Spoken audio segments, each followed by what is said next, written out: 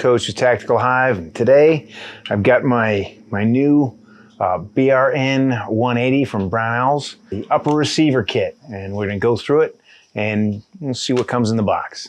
Stay tuned.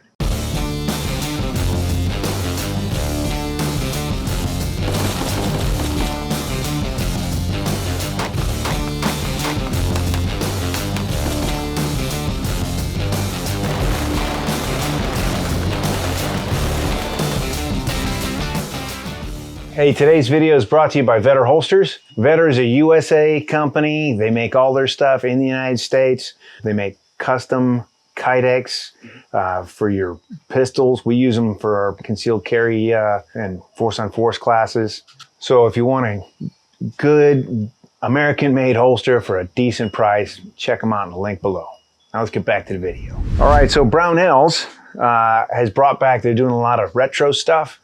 And one of the things that I was looking at the other day, I was noticing that there's a lot of companies out there that are selling just uppers that will work with a AR lower. Today's the BRN-180. We've done the SIG Virtus and Rattler as well as the PSA Jackal, and I think we got another one or two more on the list. All right, so after Armalite sold their M16 to Colt, they sold the rights to the gas system.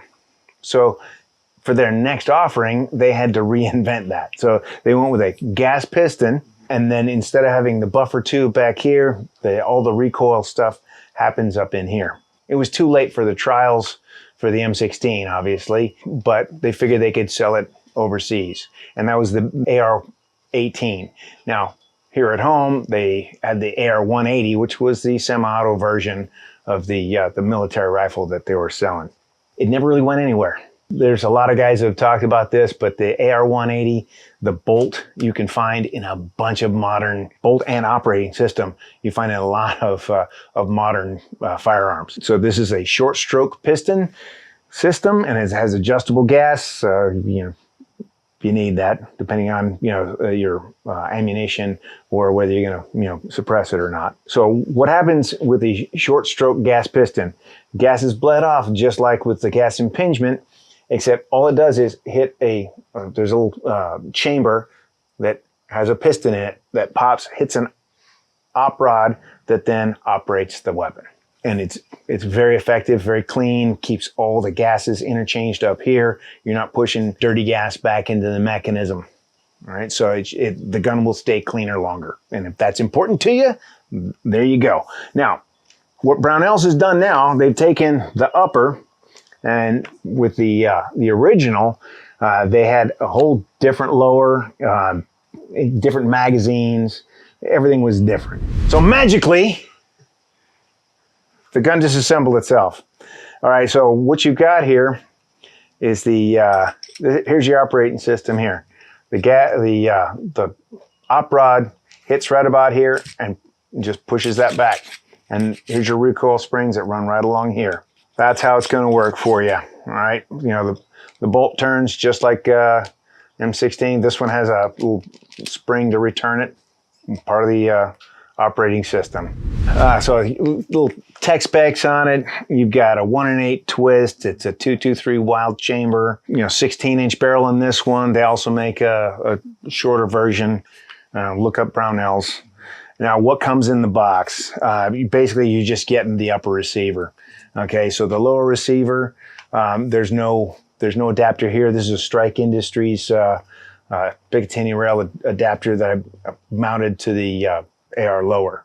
And then you got your choice of folding butt stocks, because why do this if you don't want to take advantage of being able to fold that sucker up and put it in a nice small place.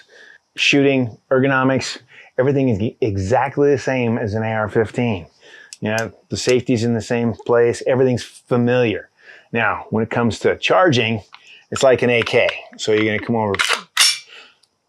And it is reciprocating, it's going to move. Initially, it came with this particular charging handle, But when you run an optic, you want a straight one, because this was the idea. This is closer to what came with the original, but there weren't a lot of optics going on back in the 60s. So the idea here with this one is that you could reach over the top and charge it, or do whatever you needed to do. Straight charging handle works better when you got an optic on there, so you can actually get to it.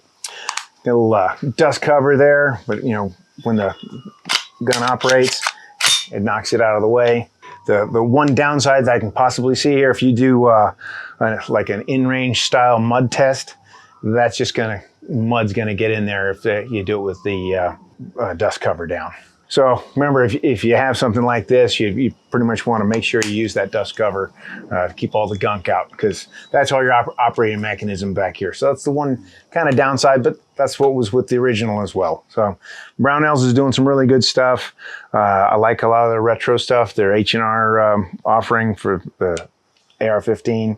This one here, the recoil impulse is a little different. All these have a slightly different recoil impulse than your standard gas impingement gun. It's not bad. It's actually really nice, and it's fairly light compared to some of the other piston guns out there. So Strike Industries again makes this adapter. There are other ones out there, but basically just puts a little piece of Picatinny rail here on the back, so you can attach any buttstock that attaches a Picatinny rail. And there's there's a bunch of them out there these days. So I like the way it shoots. I haven't put a lot of rounds through it yet, a few hundred, but we're gonna fix that. So anyway, guys, if you like this content, like, subscribe, leave me some comments.